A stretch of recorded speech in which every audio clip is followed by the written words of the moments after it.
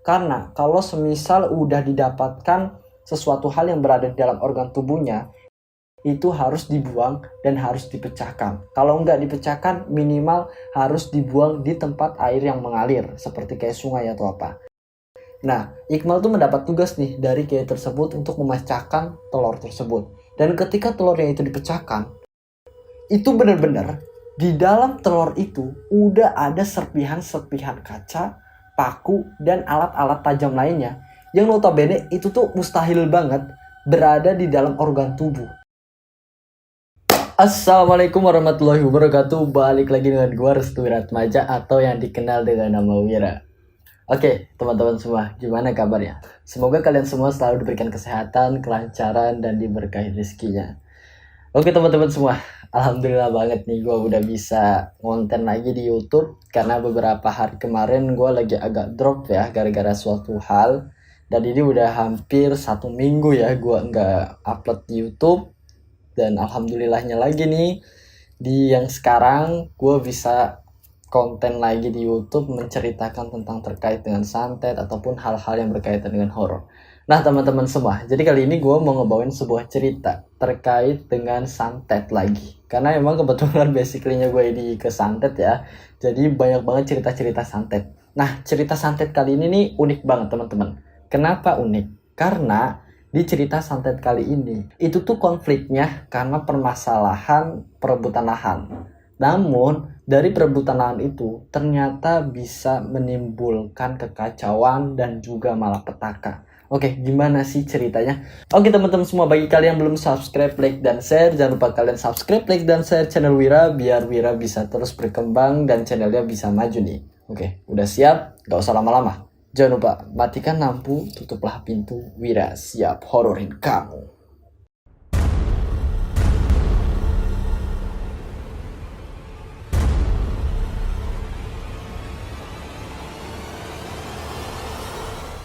Oke teman-teman, jadi cerita ini terjadi di salah satu tempat di daerah Kabupaten Cirebon. Sebut aja namanya Pak Rudi.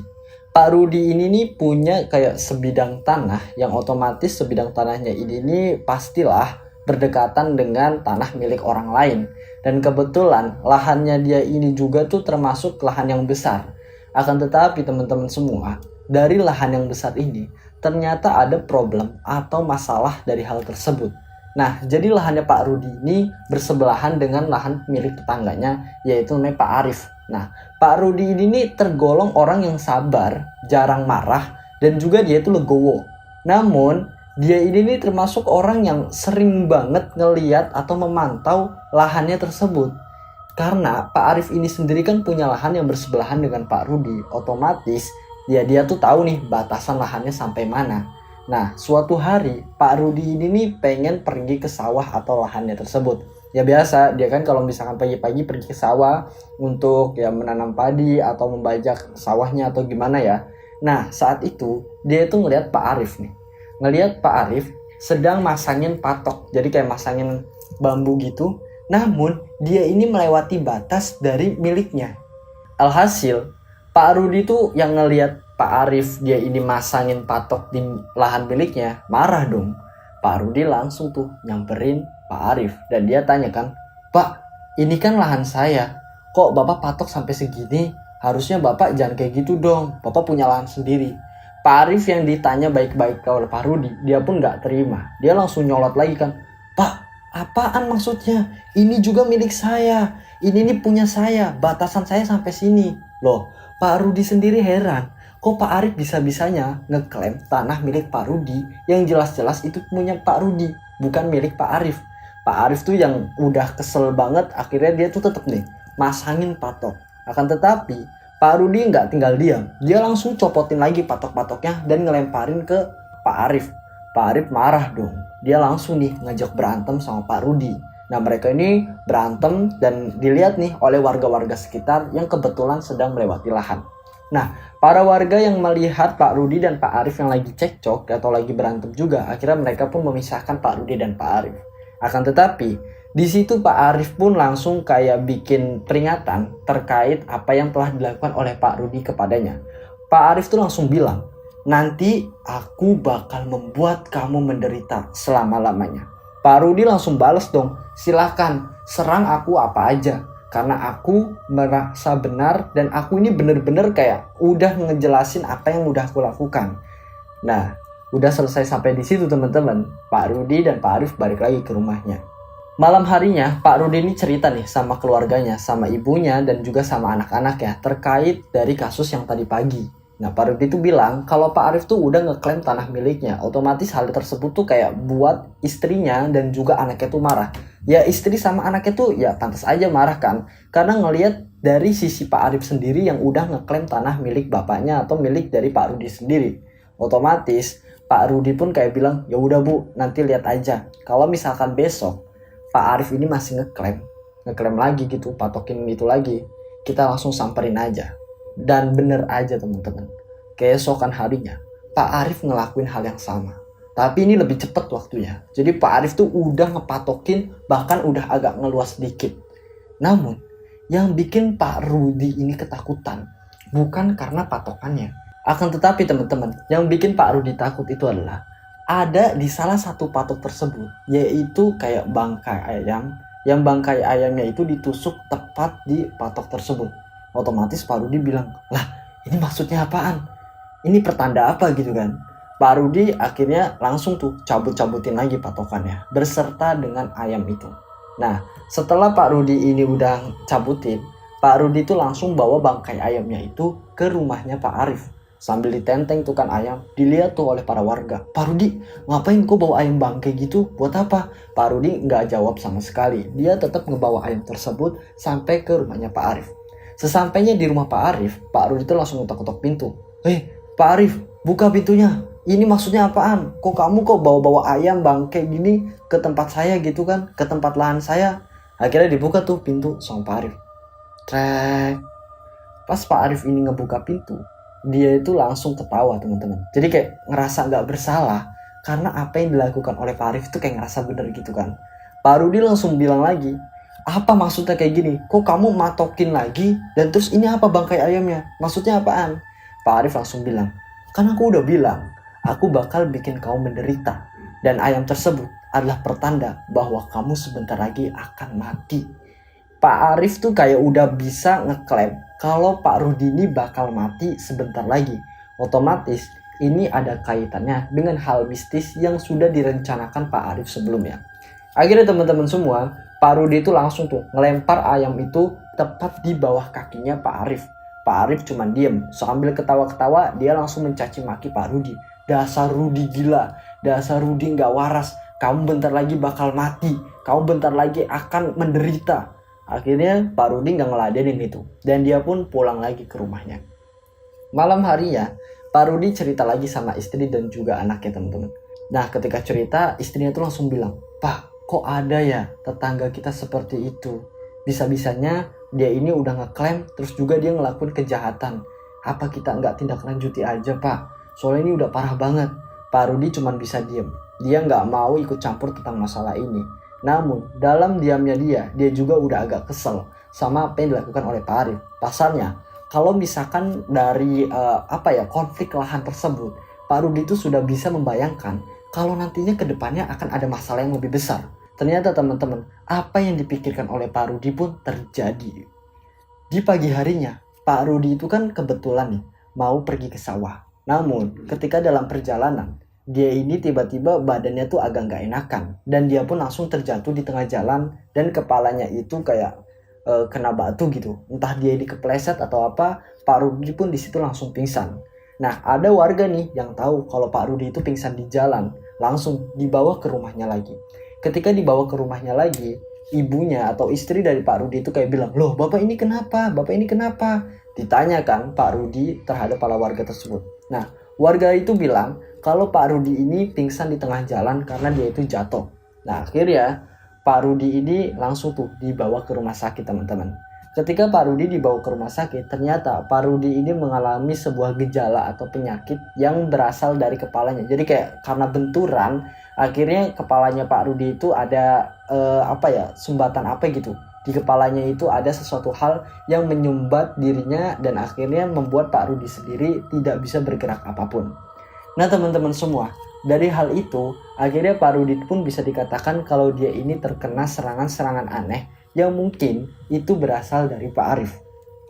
Nah, setelah berada di rumah sakit dan ternyata tidak ada sesuatu hal yang bisa menyembuhkannya, akhirnya dibawalah seorang kiai yang kemungkinan kiai itu adalah berasal dari Kabupaten Cirebon sendiri. Nah, ketika kiai tersebut dibawa ke rumah sakit, Pak Rudi pun akhirnya dikasih tahu kalau Pak Rudi ini diserang oleh salah satu serangan yang bisa menyebabkan dirinya meninggal dunia. Kenapa? Karena serangannya ini nih mengarahkan kepada bentukan fisik dan juga organ dalam yang ada di dalam tubuhnya Pak Rudi. Jadi teman-teman semua, gue mau jelasin nih. Kalau semisal serangan itu tuh awalnya dari kepala, namun ternyata yang kita lihat itu, yang kita tahu itu cuma benturan belaka, itu merembet ke bagian-bagian organ dalamnya. Dan ternyata teman-teman semua, Pak Rudi ini bukan hanya terkena satu serangan, melainkan lebih dari 3 serangan yang menyerang kepada Pak Rudi sendiri. Akhirnya dari atas usul keluarga, dia pun meminta saran kepada kiai tersebut apa yang harus dilakukan dan apa yang harus dilakukan oleh keluarganya supaya serangan-serangan seperti ini pun bisa dihentikan. Kiai tersebut tuh bilang kalau Pak Rudi ini sebenarnya bisa diselamatkan asalkan dia ini bisa mengalahkan dukun yang menyerang Pak Rudi sendiri. Nah, akhirnya udah selesai gitu tuh. Nah, Pak Rudi tuh dikasih sesuatu hal kayak minuman air gitu kan, air yang udah dibaca doakan dan diminum oleh Pak Rudi. Nah, teman-teman semua, setelah Pak Rudi itu meminum bacaan doa atau air doa yang telah diberikan oleh kiai tersebut, lambat laun kondisi fisiknya semakin membaik. Dan juga dokter juga merasa keheranan. Kenapa? Karena Pak Rudi sendiri tuh kayak kok bisa gitu. Dia ini makin hari makin baik. Wah, ini berarti ada anugerah yang telah Tuhan berikan kepada Pak Rudi dan Pak Rudi bisa diselamatkan. Nah, teman-teman semua, setelah beberapa bulan Pak Rudi ini disembuhkan, di sini kiainya ini mendapat serangan dari dukunnya tersebut. Dan ternyata dukunnya ini nggak main-main, teman-teman. Dukunnya ini bukan cukup 1, melainkan lebih dari 3, yang notabene-nya itu berbeda tempat. Yang 1 dari Cirebon, 2 dari Brebes, dan yang ketiga ini berasal dari Banyuwangi. Ketiga dukun tersebut ini merupakan suruhan dari Pak Arif yang ternyata telah dibayar oleh Pak Arif untuk menyerang Pak Rudi. Otomatis 3 dukun ini langsung menyerang kiai tersebut hingga kiai tersebut dinyatakan meninggal dunia. Nah, apa yang terjadi ketika kiai tersebut meninggal dunia? Jadi ketika kiai tersebut meninggal dunia, otomatis serangan-serangan itu bisa berbalik lagi kepada Pak Rudi sendiri. Dan bener aja nih, setelah dinyatakan kiai tersebut meninggal dunia, nggak lama kemudian, 1 minggu setelah kematian kiai tersebut, Pak Rudi mendapatkan serangan-serangan aneh. Serangan-serangan anehnya itu yang pertama, di rumah Pak Rudi sendiri itu dijatuhi kayak sebuah benda yang tiap jatuhnya itu berkisar jam 12 malam. Jadi rumahnya itu kayak dijatuhin sebuah benda. Boom. Otomatis orang-orang yang berada di sekitaran pun langsung melihat dan langsung ngecek nih sekitaran atap rumah. Ternyata di rumah itu nggak ada apa-apa. Yang kedua, di depan rumahnya Pak Rudi sendiri, tiap malam Jumat itu ada kayak berlalu lalang, itu kayak orang yang menggunakan baju serba hitam dan dia itu seperti mengelilingi rumah Pak Rudi. Ketika dicek, ternyata nggak ada siapa-siapa. Itu serangan yang kedua.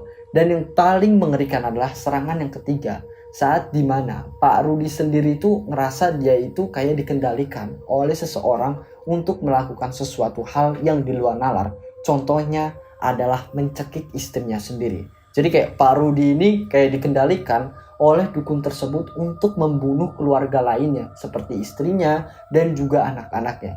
Otomatis tindakan ini pun sudah kelewatan batas dan Pak Rudi pun harus dibawa lagi ke orang pintar atau kiai yang ada di sekitaran.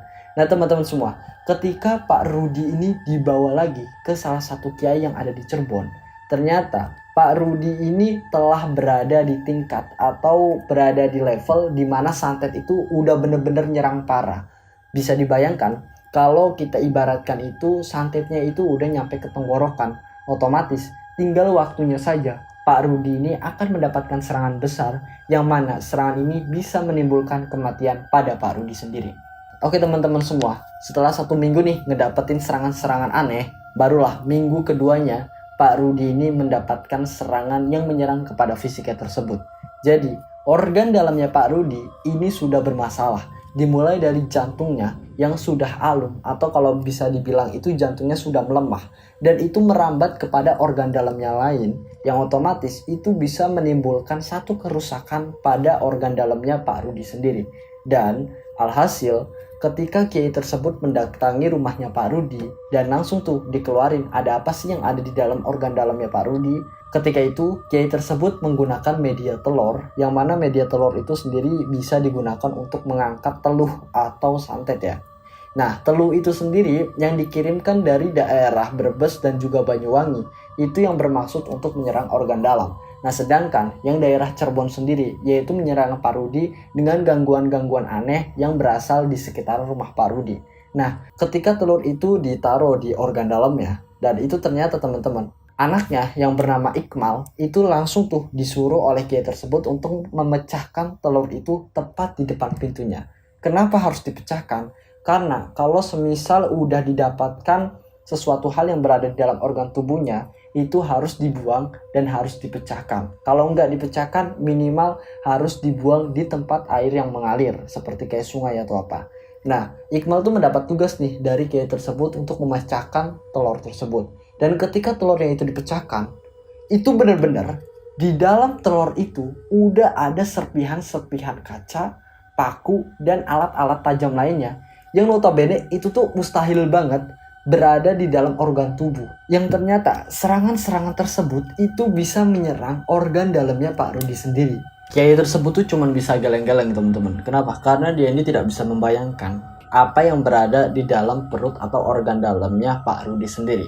Nah, otomatis Kiai itu tuh kayak bilang, "Bu, ini bisa diselamatkan asalkan Pak Rudi ini harus meminta air kepada Pak Arif, yang mana air tersebut nantinya akan bisa menjadi pelebur dari santet yang berasal atau yang menyerang ke dalam organ tubuhnya Pak Rudi sendiri." Nah, otomatis keluarganya itu kayak nggak setuju dong, karena kan Pak Rudi sendiri sebagai korban, kok keluarganya yang meminta air kepada Pak Arif. Dan kiai tersebut tuh menjelaskan kalau memang cara satu-satunya adalah seperti itu kalau Pak Rudi mau diselamatkan. Namun kalau semisal sampai telat, itu bisa membahayakan atau bisa membuat Pak Rudi ini meninggal dunia. Nah, kira nih nggak ada cara lain teman-teman. Keluarganya dari Pak Rudi akhirnya sepakat nih untuk meminta maaf sekaligus untuk meminta air kepada Pak Arif sendiri, yang notabene adalah sebagai orang yang menyerang teluh atau santet kepada Pak Rudi. Keesokan harinya, istri dari Pak Rudi dan juga Ikmal beserta dengan saudara lainnya nih sowan kayak matur atau silaturahmi ke rumahnya Pak Arif. Ketika mereka datang di sana, Pak Arif tuh nggak membukakan pintu sama sekali. Dia cuman bisa berada di dalam, dan walaupun tiap kali Ikmal, bahkan ibunya Ikmal itu sendiri ngetuk-ngetuk pintu, Pak Arif itu nggak mau ngejawab salam ataupun membukakan pintu untuk mereka semua. Dan akhirnya karena udah kesel, mereka pun kayak mendobrak gitu pintu tersebut. Dan mereka udah melihat Pak Arif sedang duduk sambil ngopi di dalam. Nah, saat itu Ikmal dan juga keluarga lainnya itu langsung bilang kepada Pak Arif, "Pak, kenapa Bapak menyerang Bapak saya? Bapak saya kan nggak salah." Pak Arif cuma diem. Dia pun langsung berkata kepada Ikmal, "Saya melakukan ini karena memang Pak Rudi sendiri telah berbuat curang." Nah, di sini kan masih dalam pertanyaan. Kan bukannya Pak Arif itu yang telah mengklaim batasan-batasan sawah tersebut. Nah, akhirnya Ikmal tuh bilang, "Pak, bukannya Bapak ini yang telah mematok itu kan ke tempat batasannya Bapak? Kok bisanya Bapak saya yang dicurangi gitu kan?" Nah, akhirnya Ikmal ini udah kesel banget nih. Dia ini pengen ngehajar Pak Arif, namun udah dilarang nih sama ibunya. Ibunya pun akhirnya langsung bilang nih kepada Pak Arif, "Pak, ya udah nanti kita akan selesaikan secara keluarga atau secara baik-baik. Tapi kita meminta air untuk kesembuhan Pak Rudi sendiri." Akhirnya dengan terpaksa, Pak Arif pun langsung nih memberikan air kepada ibunya Ikmal atau istri dari Pak Rudi sendiri. Yang mana air itu tuh sangat penting untuk diberikan kepada Pak Rudi agar Pak Rudi ini bisa sehatan. Setelah mereka ini mendapatkan air tersebut, mereka pun langsung pulang. Namun di situ Pak Arif langsung berkata, "Kalau semisal Pak Rudi sudah sembuh dan dia tidak meminta maaf kepadaku, maka aku sendirilah yang akan menyerang balik Pak Rudi itu sendiri." Ibu dari Ikmal atau istri dari Pak Rudi sendiri tuh kayak cuman bilang, "Ya udah Pak, nanti saya akan sampaikan ketika Pak Rudi ini telah disembuhkan."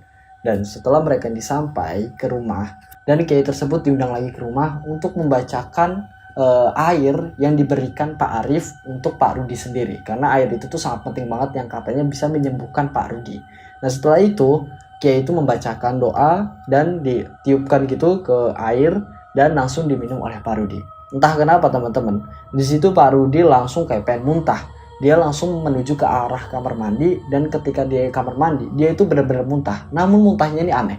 Muntahnya itu kan kalau biasanya orang sakit itu ya paling muntah air atau mungkin nggak ada apa kan makanan. Tapi teman-teman semua, ini muntahnya itu bentukannya ngeri banget. Jadi muntahan Pak Rudi sendiri itu ada campuran dari kayak dahak dan juga sesuatu yang berwarna hitam, yang kemungkinan itulah energi negatif yang dikeluarkan dari dalam tubuhnya Pak Rudi sendiri. Namun setelah itu Pak Rudi akhirnya bisa sembuh dan seperti sedia kala lagi dia bisa beraktivitas kembali. Nah, istri dari Pak Rudi sendiri tuh kayak mengatakan kepada Pak Rudi untuk meminta maaf kepada Pak Arif. Namun Pak Rudi tuh kayak bilang, kok aku yang minta maaf padahal dia yang salah gitu kan.